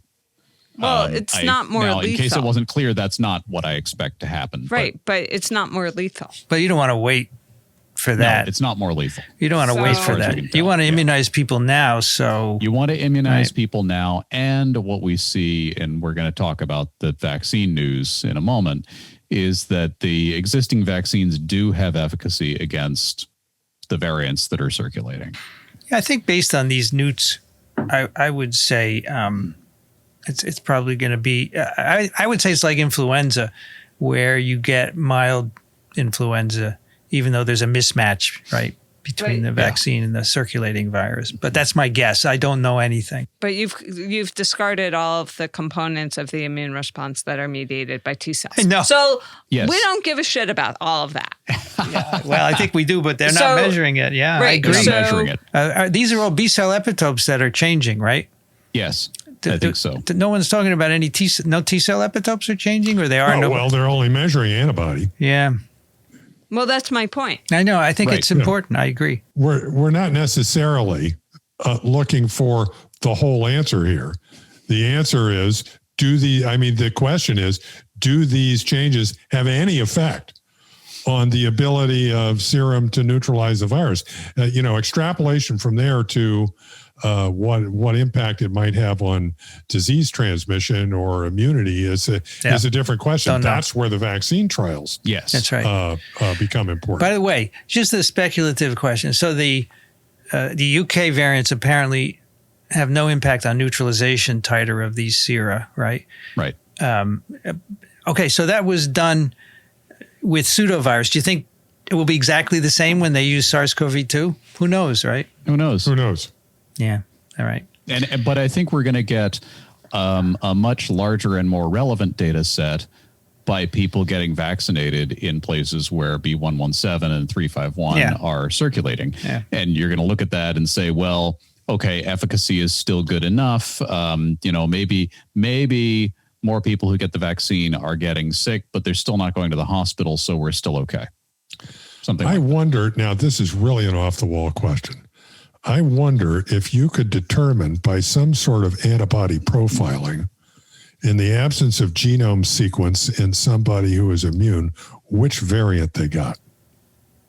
Peptide arrays? This is a question you want to know. You could do a peptide array. You could do a peptide array. Do a peptide array. That's what we're doing. Yeah, you put all the peptides of your virus on a overlapping chip, and then you add sera, and you can see who's binding. Yeah, you could. Yeah, but and that gives you an antibody profile. Yeah. Now you'd also want to profile a T cell response, right? Yes, but as I was told when I proposed that months ago, that was too difficult. Sounds like I said it. No, that was Ian. Oh, thank God. Thank God it wasn't me. No, we went to talk to Ian about starting writing the grant last September.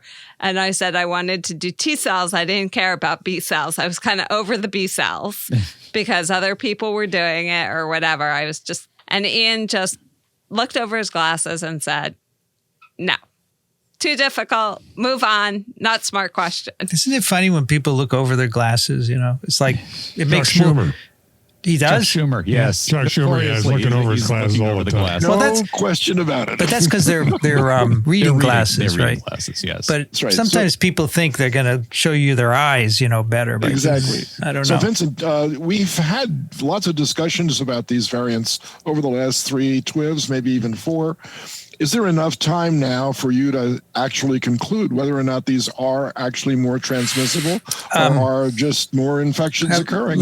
If we get to it, it's in the show notes. I want to talk about vaccines first. We might get to that. You can just read his blog. No. Well, we can get to it. Some people don't like to read, Dixon, you don't like to read? So let's talk about I live for reading. These 2 results came out like yesterday and this morning. Immediately, yeah. So first, we have Novavax phase 3 results. 89.3% efficacy in the UK phase 3 trial. So this is 15,000 people, 18 to 84 years of age, 27% over 65. And the primary endpoint of the UK part is based on PCR-confirmed symptomatic mild, moderate, or severe COVID-19 with onset at least 7 days after the second vaccination. Now, this is yet a different vaccine. Tell us tell us about it, This is a protein subunit vaccine, okay? And I refreshed my memory on this today mostly because I wanted to know how quickly they could re-engineer this. So this is made in baculovirus. That's right. Baculovirus is an insect virus, and there's a cell culture system for it. So they clone the genes into baculovirus and express the protein in recombinant baculovirus infected cells, and then purify the protein. And they have a technology that purifies it in a form where numerous molecules are connected by their C-termini. So it's sort of its own nanoparticle. And it looks like a little bristling a little starburst of some sort of these proteins. And it's administered along with a proprietary saponin-based adjuvant. This is pre-fusion spike, right? Is that correct? This is pre-fusion spike. I think so. Yes. Yes. Okay. As Jason said, and boy, am I glad for that information. The only one of the vaccines that we're familiar with. Yeah. And I'm including J&J, AstraZeneca, Pfizer, Moderna, and Novavax. The only one that is not a pre-fusion stabilized protein is the AstraZeneca. Right. Yeah.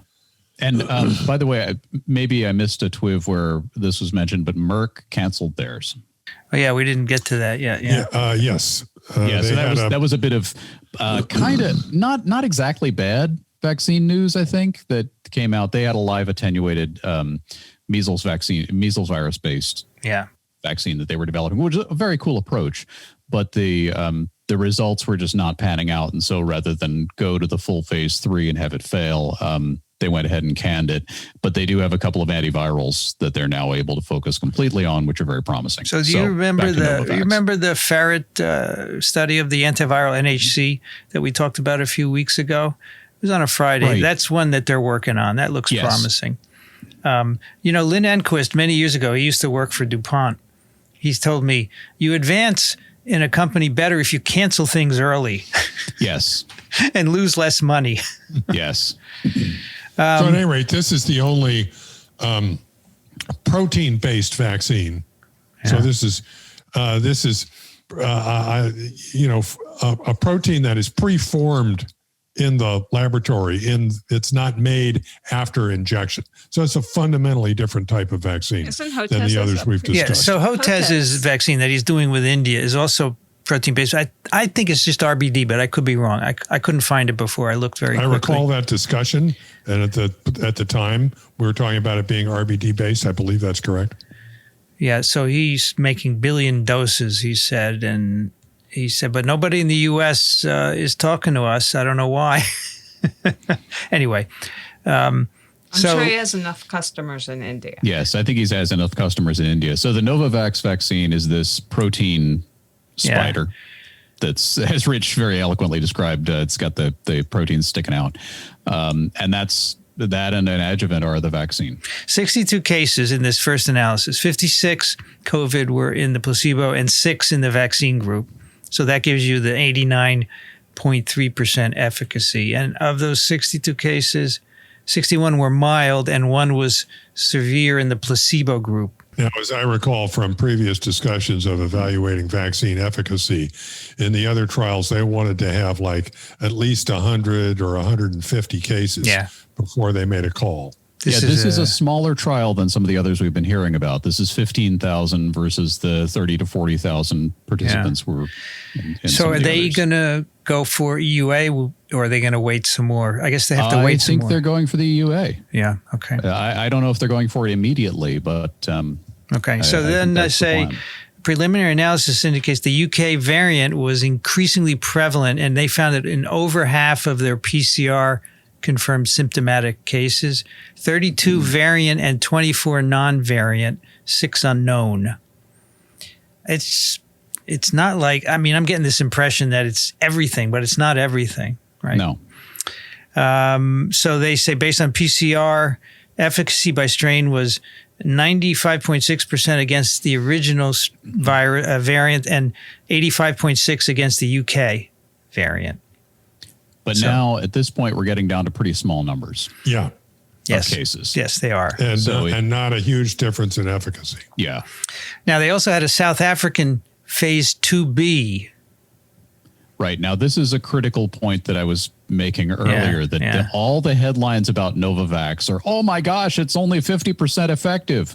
No, it's 89% effective. That's the thing to remember about the Novavax, because that's the trial that was designed to give us an efficacy figure. So the South African trial is 4,400 people, I think. That's right. That's right.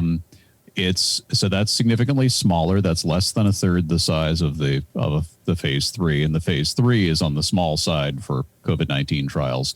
And they see 60%, not 50%, 60% efficacy in non-HIV, in HIV negative patients. And the reason that's important in the South African trial is, if you may remember, South Africa about 20 years ago had a government that completely botched the response to the AIDS pandemic. They have very high rates of HIV infection nationwide. So they're looking at that population. If you include the HIV positive subjects in the trial, then you get efficacy of 49.4%. But again, this is a trial that's not powered to give you a precise efficacy number. A phase 2B is continuing safety studies and getting a first read on efficacy. Does the thing work? And from this, I would conclude, yes. Alan, that 50% is what the New York Times put in its headline. I know. That's not fair. No. Because even no, but it's the worst. It's the worst number. Yes. And so it goes along with the gloom and doom narrative that everybody for some reason wants to tell about the 351 variant. Oh my gosh, it's this terrible variant. It's going to escape all the vaccines. And here's this evidence from South Africa that it's escaping the vaccine. But as I said earlier, comparing between countries, first of all, it's a phase 2B.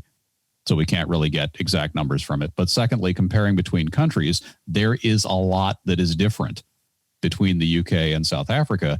And we may see, and in fact, we're going to talk about the Johnson & Johnson trial, they see different numbers around the world.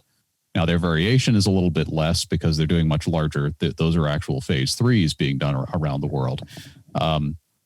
But from place to place, I mean, there's stuff that's different. It's demographics, and it's things like rate of parasitic infection. I mean, one of the things that occurs to me is we're seeing in tropical areas of the world apparently lower death rates, which there are a lot of things that go into that. I mean, in many cases, you're talking about poor countries that may not be logging. They may not know who all has it. But one of the things that's very common in the tropics is parasitic infection, which is well known to affect immune response to everything else. So I don't know to what extent that's a factor. And this is all based on the stuff that we're reporting now for Novavax and that we'll talk about from Johnson & Johnson. These are not papers. This is the press release they had to send out to prevent insider trading. But one of the biggest differences around the world is nutritional status. Yes. And if you don't consider that as a major issue, then you're missing the point, I think, because parasitic diseases, in a urban population, if that's where you're going to get most of your patients from, they're not going to really harbor too many different parasitic diseases. Even in South Africa, we spent 3 weeks there, and I saw a almost normal city. I didn't see a lot of people walking around on crutches and wheelchairs. So the fact is that nutritional status is a big player in this one. And so I would pay close attention to that too. Just a footnote here for the listeners. Alan talked about the fact that these are press releases. I have learned from TWiV that in these circumstances, pre-publication, if you see a news article, what you should do is go Google the actual company's press release. Because that's quite often a lot more detailed than what you see in the article. Yes. And that's as close as you're going to get to a publication, and it gives you a much better idea of what the article is writing about. Yeah. You were going to say something, Amy? Well, I also think that some of the, wasn't the Moderna and the Pfizer studies, the phase 3s, I don't remember them being stratified with HIV positive or HIV negative. So if you go back and actually did that, you probably would find very similar numbers. I also remember that AstraZeneca was different in Brazil versus the UK, right? Yeah. Right. And you guys argued, or I think you guys argued you shouldn't do that. Or somebody that the numbers in Brazil, or somebody argued that I read or listened to, somebody argued that the numbers from Brazil and the numbers from the UK should not be combined, or not, they were totally different and, weren't. So I don't think you can make a conclusion, if you're not stratifying them the same way. Yeah. It's also possible that you can have things like we saw with the Sinovac vaccine, which has that paper come out yet? I still only have the phase press 2 release level. Only phase 2. So only the phase 2. Yeah. Okay, but they had a big trial in Brazil that had 50% efficacy. Yeah, we don't have a paper. Yeah. And then gradually, as more information trickled out about it, we found out that was 2 doses administered at 2 weeks. Yeah, right. Instead of it was supposed to be 3 or 4 weeks. Yep. And so you could have something like that where the dosing regime was different in the trials. They're not necessarily comparable in that respect. Well, that's his argument about AstraZeneca, is that the EUA or whatever the trial was supposed to be for full, and the data was half and full. Yeah, right. Half full dose, yeah. Okay, let's move on to the J&J vaccine. So now this is another one where I've been so annoyed with the coverage. it's all gloom, doom. Oh my gosh, J&J only got 60% efficacy. South Africa, or whatever. And it's just, that's not what this says. So this is an adenovirus vectored spike, which is, supposed to be one dose. So this is 43,700 participants, and they recorded 468 symptomatic cases. So that's a good number. They're going to go to EUA for sure. Yeah. They've said they plan to file the EUA next week. So they have 4 different geographies and 66% overall efficacy. So every country combined 28 days after vaccination with just one dose. And they 72% in the US, 66% Latin America, and 57% in South Africa. And efficacy in this case is defined as preventing moderate to severe COVID-19. 28 days after vaccination. And by the way, for Novavax, it was preventing, as I think we mentioned above, it was preventing mild, moderate, or severe. That's right. With positive test. And the reason this matters so much is because here, there's something really cool going on. It's 85% effective at preventing severe disease. Yeah. Okay. And it's 100% effective at preventing hospitalization and death, at least so far. The other thing that jumped out at me is they measured efficacy starting at 28 days post-vaccination. So you get your shot 28 days later. I guess if you got COVID-19 during those 28 days, we're not going to say that you were immune yet. So we start 28 days later. How many people in the cohorts got COVID-19? And that's where we get the 85% against severe disease and the 66% overall, or 72%, or if you're in the US group, of efficacy against moderate to severe.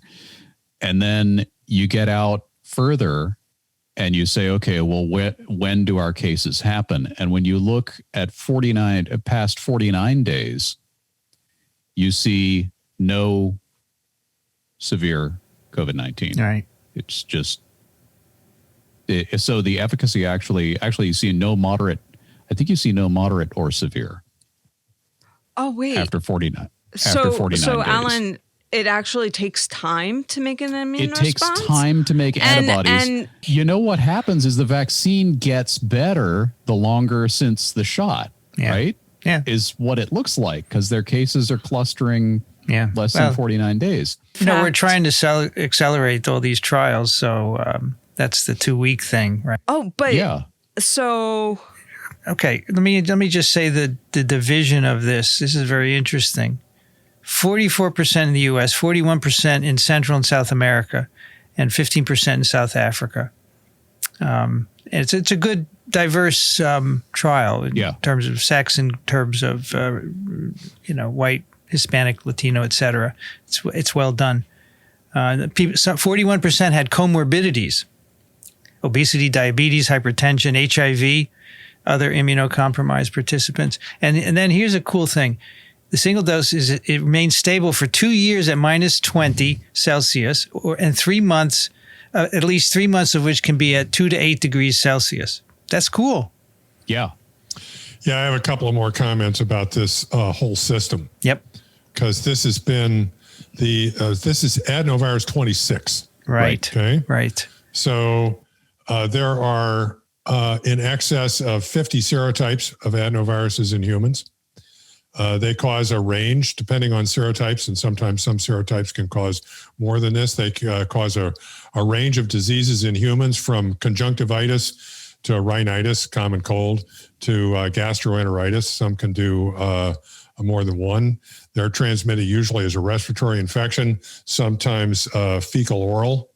AD26 was isolated in 1954 from an anal swab from a 6-month-old child. And they've actually done volunteer studies with this thing because it's not clear whether it actually causes any disease in the normal population. But in volunteer studies, infected intranasally or in the eye, you can get a little bit of conjunctivitis, a little bit of rhinitis, but basically it sounds like a pretty benign agent if it does anything at all. The seroprevalence in the population is somewhere between 10 and 90%, depending on where you are. But most interestingly, it doesn't appear that immunity to the vector, either pre-existing from a natural infection or induced by the vector, compromises the effectiveness of the vaccine. And I don't know why that's weird, yeah. But they're pretty convinced of that, and that gives it a significant advantage over Ad5. Where that's been a problem. And because they've tried this in a number of different situations, they've had experience in humans with over 200,000 humans.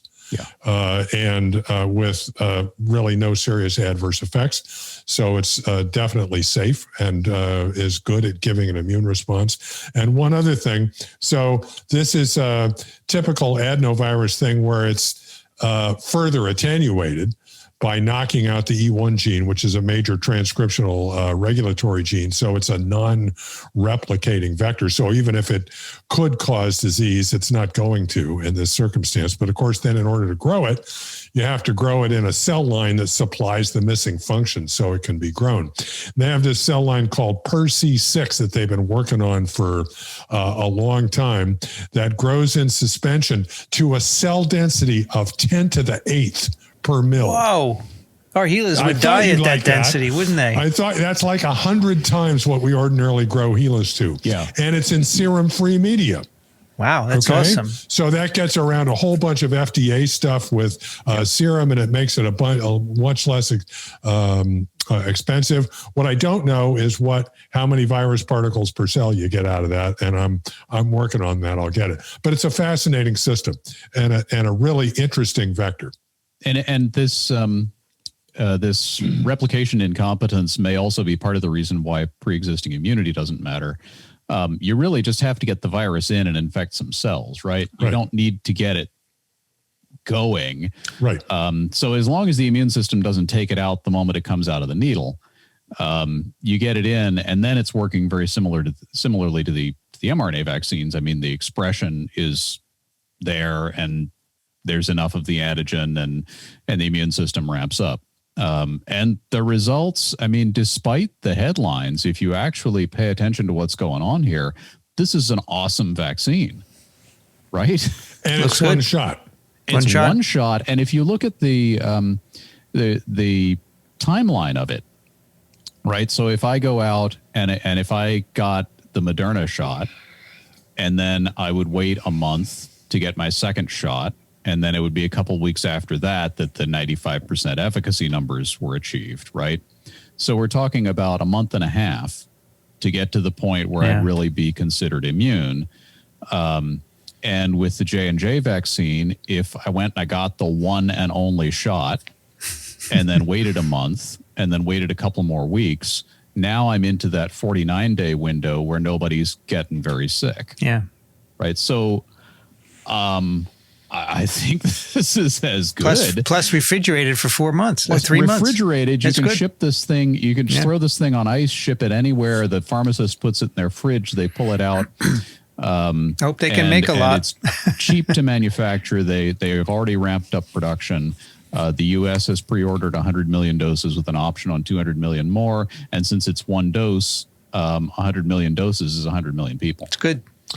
Yeah, the one little tidbit I left out of my description is that it's scalable up to 1,000-liter batches. Yes.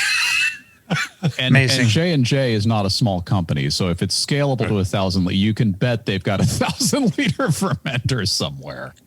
These are human retinal cells, PER-C6. We use them. We do? What do we use them for? SVV. SVV, that's right. That's why they're familiar. All right. Can we spend 15 minutes on variants? Is that okay with everybody? Sure. All right. So a lot of people have been asking. I found an interesting paper over at virological.org where Michael Warraby is one of the co-authors. And I actually asked him to come on. He said no. So you got to hear it from us. Phylogenetic evidence that B117 has been circulating in the U.S. since early to mid-November. So as we talked about with Emily Travanti, Colorado was the first state to pick it up. But when you sequence these isolates, you can backdate when they came here. So early to mid-November, and he writes in the manuscript, after nearly 2 months of circulation of a B117 lineage in California, it accounts for a low proportion of cases, 0.4% through January 21st. This suggests the dynamics might be somewhat less explosive in California versus in England with a similar population. Now, he points out in Florida, there's more rapid. So what you want to look at is if this displaces current variants, and it's more rapid in Florida, 0.7%. As of this writing. And he doesn't know why it's different in different places of the world. And he speculates on some different things. But he says that it's striking this lineage may already have been established in the U.S. for some 5 to 6 weeks before it was identified as a variant of concern in the U.S. It may have been circulating for close to 2 months. And overall in the U.S., it's only accounting for 0.3% of SARS-CoV-2 cases nationally. So the caveat, of course, we're not doing a lot of sequencing as much as UK, I guess, and we have to keep doing it. But so far, it seems to me so far, if you take it at this time point, so the idea that this is biologically more transmissible doesn't seem to be correct because it's not. I would agree. Doing it in California. But what I was thinking of, maybe we shouldn't be thinking about transmission. We should think about fitness, right? The ability of a virus to go from one host to another. And that can involve not just going through the air. When I think of transmission, I think of going through the air, but lots of other things, like when you get to the host, maybe you're more efficient at establishing an infection. Maybe you evade immune responses. Maybe you reproduce better. It could certainly involve transmission, but if you think about it more broadly, I think then you could see how a virus might be more fit, not necessarily affecting transmission, and then drive its way through the population. But why there are these population differences, I really don't know. I think it's too early. Vincent, England, excuse me for interrupting. Yeah, but, it's okay. There are lots of cultural behavioral differences between these countries, and one of them is pub culture. In England, in the UK, and Scotland, and Ireland, everybody goes to the pub, even the kids. Mm-hmm. They don't drink. They sit there and they watch the dart games, or they talk among themselves. But California has a more beach, it's sort of a more laid back. The cultural differences are incredible. Rich knows both, actually, doesn't he? But California also had one of the most strict, longest lockdowns ever. You're right. You're right. My sister lives in San Francisco, and you're right. Did people observe the lockdowns? Yeah. That could be part of it. Who knows? Whereas, when you talk to Daniel, and he's talked about this on his clinical updates, that people had social actions in the cheese aisle at the grocery store in England, right, and stuff. So, anyway, no, it's a different culture.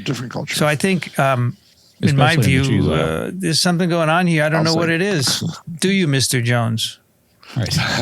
So one of the things that, your distinction between transmission and fitness is interesting. One of the things that we, I think, wind up getting tripped up about is just vocabulary here. Maybe. I like to think of this as, one way to think of this is spread. Okay. Yeah. Maybe that takes into account both. I think so. That's what right. We ought to be talking about in terms of, what's the real consequence on a population scale? Okay.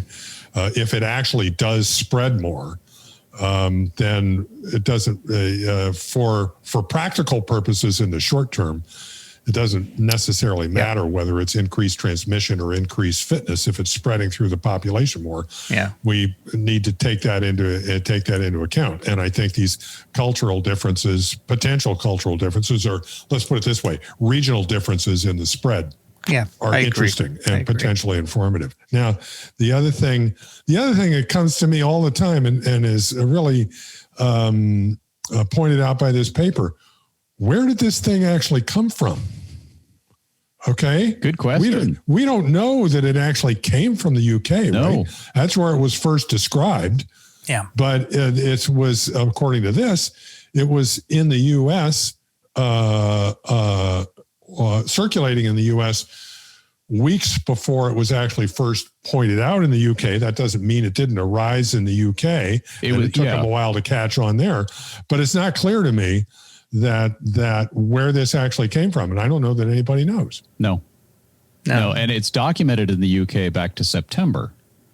Yeah, that's right. And was kind of kicking around at a low level for a while and then broke out, and nobody knows exactly why that's the case. I mean, if it's got some inherent characteristic, you might expect a steadier rise. I don't know.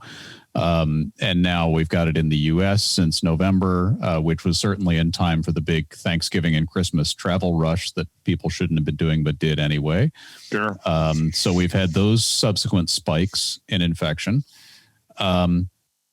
And I think this question of fitness is a good framing of it, because that could encompass everything. I mean, a virus with a longer asymptomatic phase might spread better, not because of the virus, but because of the humans being more likely to contact each other. Yeah.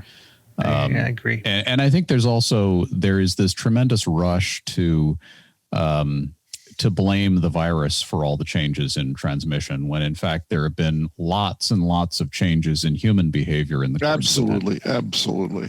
Anyway, so I agree. These are in some places spreading. We don't know why. And I think this, when you say transmission to me, I think of droplets moving through the air. And that's what got me originally, because I don't see how you could prove that. But fitness, if you look at it in terms of fitness, then it's explainable. And, it could be a very small change in fitness that drives it, right? You don't need 50 to 70%. It could be 2% fitness change. So. Well, and to Rich's point about the what difference does this make practically?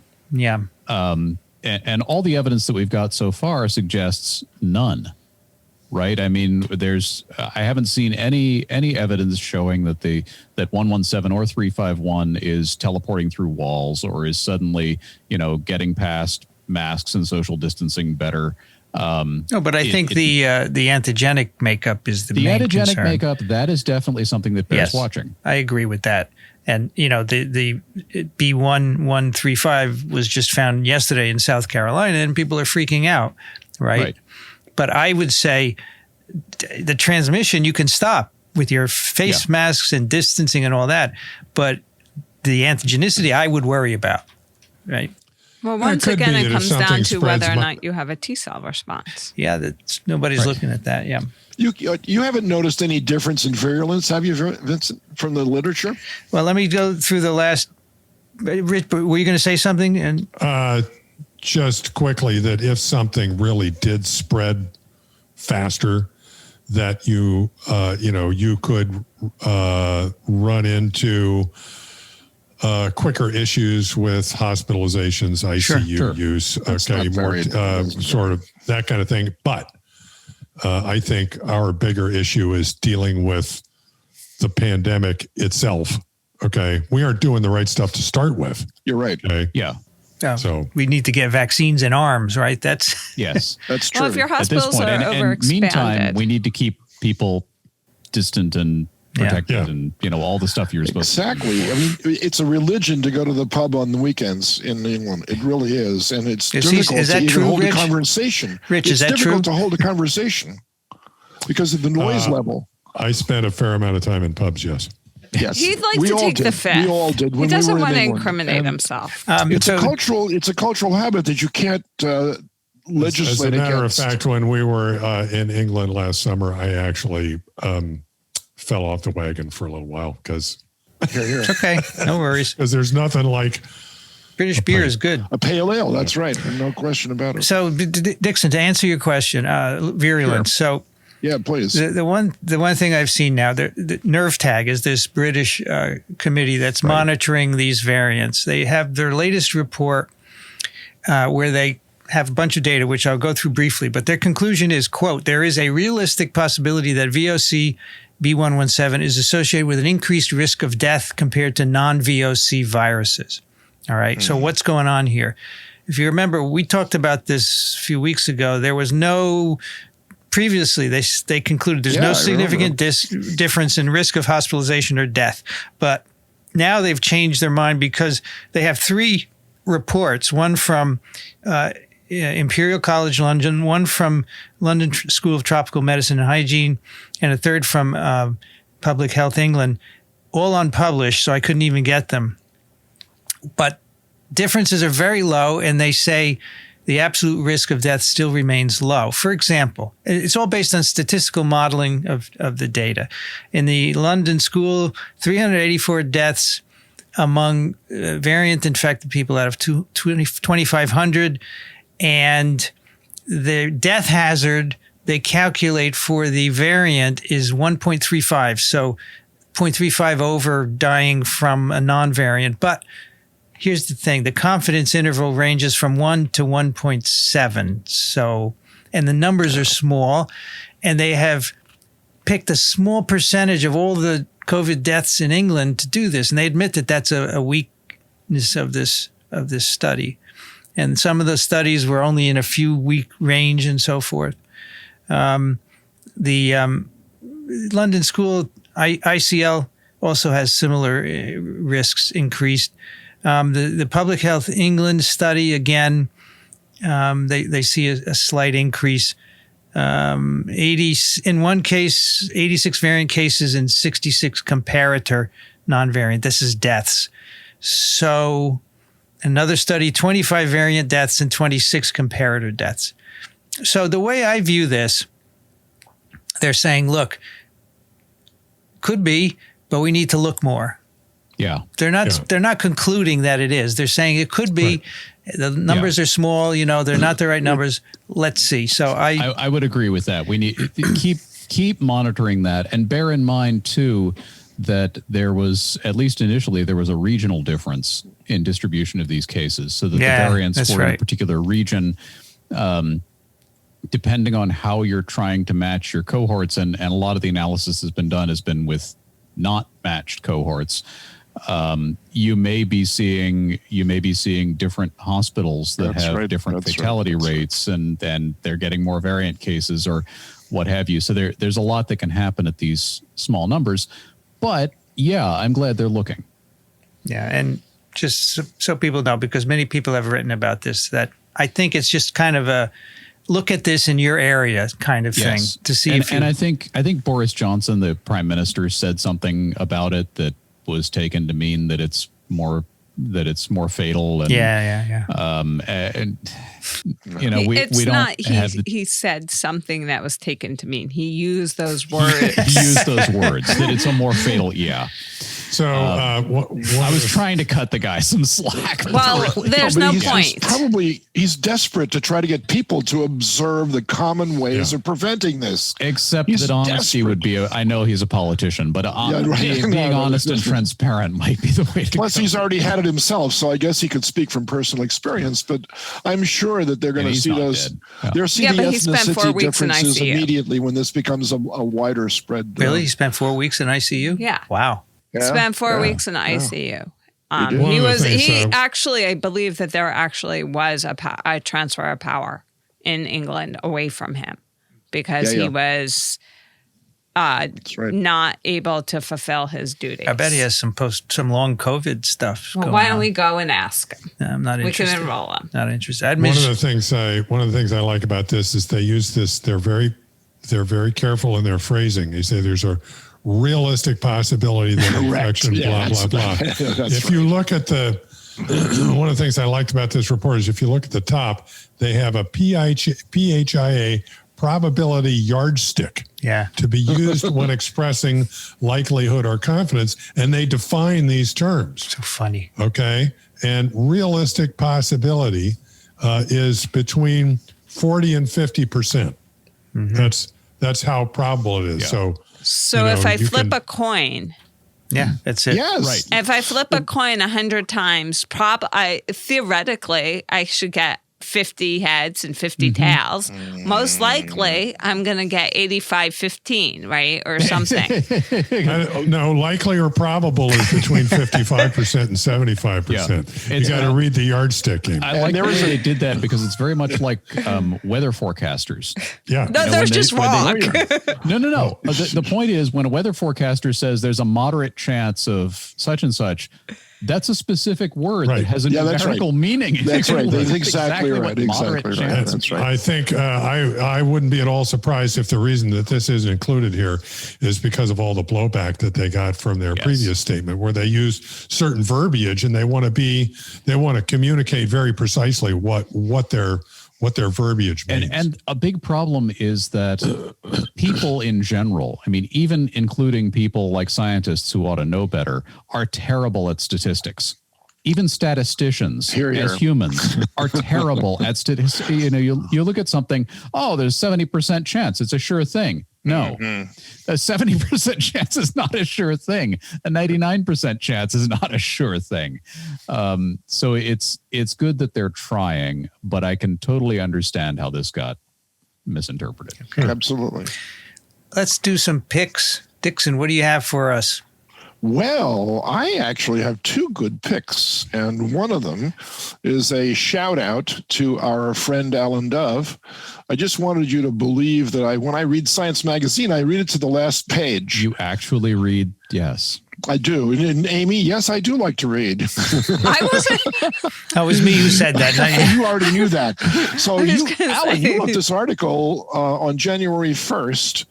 That's where it came out. I'm sure you wrote it before that. But it's a wonderful, easy to read, jargon-free summary of what's happening. And I salute you for your clarity. Now, I give you a quote here because it comes from a dear friend of mine who's no longer with us.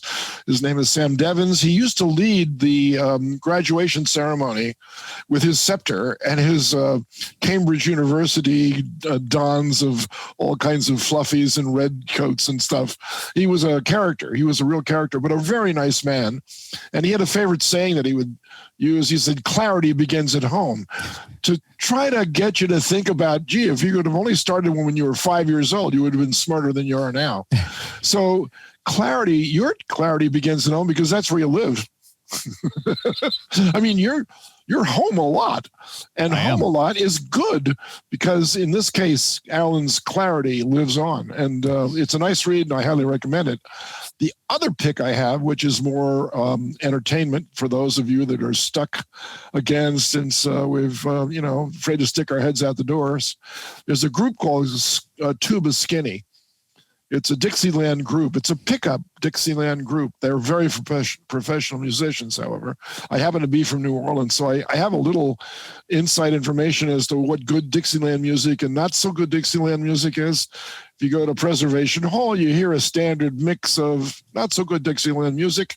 If you listen to this group, the Tuba Skinny group, you will be absolutely enthralled and blown away by their professionalism, their choice of songs. They go right back to the beginning of Dixieland and jazz in America, and they do a great job of renditions. I highly recommend it. If you're in a bad mood, a grumpy mood, Vincent, a happy mood, Vincent, any kind of mood at all, if you turn on Tuba Skinny, you'll be in their mood. All right. I will. You'll have a good time. You'll have a good time. Alan, how long did it take you to write that article? Yeah. Well, I mean, like the actual typing of it was no. a matter of hours. All the research. Yeah, it's I usually set aside a few weeks for something like this, where initial phase I'm looking around. Well, I for science in particular, my editor will say, "Oh, we want to do something about new technologies developed for the pandemic." Well, that's kind of a big field. So they'll yes, indeed it is. At this point, they trust me to pick something within that field and focus on it. And then I'll look around. Well, what are people doing that's interesting? And do I want to delve into vaccines? That's kind of overcovered. And I thought testing technologies was a good thing to look at. And there's a lot of really cool stuff in there, including, Amy, stuff for testing for T-cell activity. There you go. Neat. And T-cell responses. And there's some really cool stuff going on there. Right. And so I find out, well, what's interesting here, and then I call people up and set up interviews. And actually, the longest part of the process on the calendar is phone tag. Right. So can I just say one more thing? Because we have an arc going back to last week's TWiV, and that is I suggested that you wanted to use spelling bee as a way of passing time when you're trying to come up with your next big article. And you said your wife enjoys that very much. Yes. Well, mine does too. And so I gave her the TWiVsters version of it, and she generated 103 words in less than 2 days. Okay. So I just want you all to know the gauntlet has been dropped. Get on your horses, guys. Right. I can't beat her, but maybe one of you can. That's a I'm lot. sure I can't. That's a lot. It is a lot of words. And a couple of those words fit right into this discussion that we had today. There's tighter and there's titers. Nice. There you go. Very good. So there you go. Alan, what do you have for us? I have an article in MIT Technology Review that is about the vaccine pipeline, which we're all very interested in these days. And of course, there's a lot of discussion about, well, this didn't work out and it's taking too long and people are having a hard time. Some states are way behind. I have to say Massachusetts is actually kind of behind they've only delivered about 50% of the doses they've been allocated. And there are reasons for that. But to understand the technological side of it, this article gives a really good rundown. And it may be shocking to people who haven't spent a lot of time immersed in the public health community, just how technologically backward some of these systems are. Like there are 2 different systems that somebody manually downloads data from one system, uploads it to the other system at night. And that's part of our national plan, is this person downloading the data and uploading it. So there's a lot of that sort of stuff going on. And it's also discussing ways to address some of these issues and how the Biden administration could tackle some of them. Actually, Alan, did you know that West Virginia is the state that has given out the most vaccines? It is the best. It has the best public health. It's actually kind of surprising when you think about the stereotype that you have in your mind about West Virginia. But I do want to just step in to defend Massachusetts a little bit. A major reason that they're far behind is because they initially prioritized groups that they knew were going to be hard to reach. And they delayed a lot of it because they were trying to find all the homeless people in the state and get them vaccinated, stuff like that. And they wanted to get all the nursing homes, which is there are dozens and dozens of them scattered across they're all run by different places. Today at Joe Biden's inauguration. So it's a lot of that sort of thing. There's a good map on the Times today of all the places and how much vaccine they're getting. And many countries have had none so far. Yeah. Many. It's not good. Rich, what do you have for us? This is a real quickie that showed up in the Washington Post 2 days ago. It's Stanley Plotkin, famous vaccinologist, developed the rubella vaccine, had his hand in lots of other efforts. He's 88 years old. He's still active, consulting on various projects, and he talks about his experience trying to get vaccinated and how it frustrated him some. But it's just an interesting reflections from a king, an icon of vaccinology. And I love it that Stanley Plotkin, he says he doesn't want to jump ahead of people in line. Right. He wants to do the proper. This is somebody who could pick up the phone and say, "Give me a shot," and it would be delivered to him immediately. But he's following the process correctly, and it's this is good. He should have been vaccinated. He's 88. Right? He's 88. He's he should be. He points out he's in phase 1, and it was a challenge for him to get to the vaccine. I forget. He's in Bucks County, right? Pennsylvania. Yeah. I think that's right. Yep, yeah. That's right. Yeah, he's quite the vaccine guy. I've read a lot of his articles over the years, and interesting. My pick is another video by Adam Neely. You may remember I picked his analysis of The Girl from Ipanema some time ago being such a weird song. And that's where I first discovered him. You know, he's a musician who analyzes music, and he's just so good at it. So this is... Was he the one last week doing the sea shanties? Yes. Yeah, I mentioned him. He went over the sea shanties last week, and that was really good also. But I had found this one the day after the inauguration, and, you know, Lady Gaga sang the national anthem, and this caught my eye. He goes, Lady Gaga's mixed meter, Star Spangled Banner, ? I'm like, what? Who knew? I didn't know. And what difference does it make? So he goes to, you know, different people sing it in different ways. And I always thought you just get up there and belt it out and that's it, but it's very subtle. And so she changed meter halfway through it, and he kind of analyzes how she did it and why she did it. And it's really freaking interesting. And then in the process, he talks about what he thinks is the greatest rendition of the Star Spangled Banner ever by Whitney Houston at a Super Bowl. And he plays clips. And man, it's clear. She's just, what a range, right? And amazing. It's actually a really hard song to sing because it's a British drinking song. Really? Yeah, it is. Francis Scott Key wrote it in during the War of 1812, and it's a British drinking song, and it's really, really difficult to sing. Anyway, the cool thing about her, she had a band playing, right? And he analyzes where the band is and where she is. Sometimes she goes ahead, sometimes she goes back, but she does it for a reason, and then they always catch up. And then there's this meter change. I think she starts in 3/4 and goes to 4/4 or vice versa. And I think all that stuff is just cool because it's fascinating. I just didn't know anything about this, and it's really great. I really like watching his videos. He's a great explainer. I really am envious of. He can look at the camera and play his piano, and it's so funny. He'll play the song and he'll call out the chords, and they're not simple, right? And he got to one, and he took 3 times to get it, and he was like, "Huh? Is this B flat over A whatever?" You know. I just love it. I just think it's cool. And then he has this emotional response to the chord. You know, he'll play a chord that he really likes, and he goes, "Oh, yes."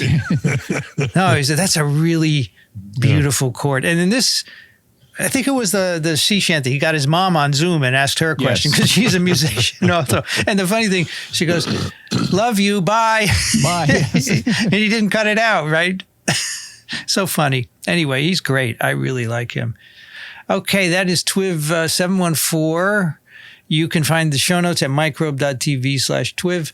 Send us your questions and comments, twiv@microbe.tv. And if you would like to support us, go to microbe.tv/contribute. We thank all of you who have been supporting us in this past year and beyond. Thank you so much. We really appreciate it. We really appreciate Dixon Despommier. You can find him at trichinella.org and thelivingriver.com. Thank you, Dixon. Vincent. Now, you have been vaccinated once, correct? I have. My next shot is on February 6th if they still have any vaccine left. You got the Moderna? No. You got Pfizer. I got the Pfizer. My wife got the Moderna. Ah. Are you getting along as a consequence? You're doing the Pepsi challenge here. We are. I'll let you know. Challenge. We'll keep you posted. Rich Condit is Emeritus Professor, University of Florida, Gainesville, currently residing in Austin, Texas. Thank you, Rich. Sure enough. Always a good time. Amy Rosenfeld here next to me is an assistant professor here at Columbia University. You can find her at enterovirus.net, right? Yes. Thank you, Amy. All right. My pleasure. Good to have you. And Alan Dove is at alandove.com. On Twitter, he is Alan Dove. Thank you, Alan. Thank you. It's always a pleasure. I'm Vincent Racaniello. You can find me at virology.blog. I'd like to thank the American Society for Virology and the American Society for Microbiology for their support of TWiV and Ronald Jenkins for the music. This episode of TWiV was recorded, edited, and posted by me, Vincent Racaniello. You've been listening to This Week in Virology. Thanks for joining us. We'll be back next week. Another TWiV is viral.